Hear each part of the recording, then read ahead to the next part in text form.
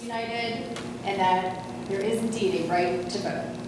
We'll start with Mr. Levine. You said real quick, is this 3 minutes or? 3 minutes, Okay, yeah. oh, all right, okay. So, yes, yes, yes. I can go on further.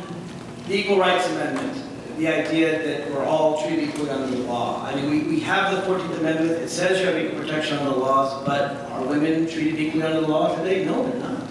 All you have to do is look at pay parity. All you have to do is look at domestic violence. All you have to do is look at the fact that a third of the women in America live in poverty. The Equal Rights Amendment absolutely should be passed. I wish it had been done in the 70s. And I don't know why it's so hard to pass it now, honestly. I guess people feel its time has passed.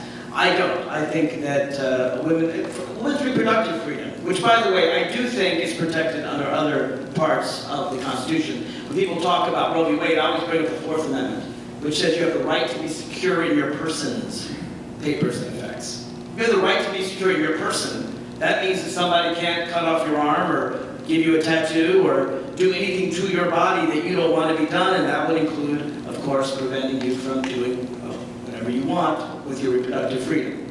So, the only thing I'm hesitant about is, even though I would absolutely support the ERA, I don't want to make the argument that we can't do these things without the ERA, because I want to do those things, and I think it's very hard to pass it. And I do think under the 14th Amendment and the 4th Amendment, we can get a lot of this done, but absolutely I support the ERA. It would make everything a lot easier.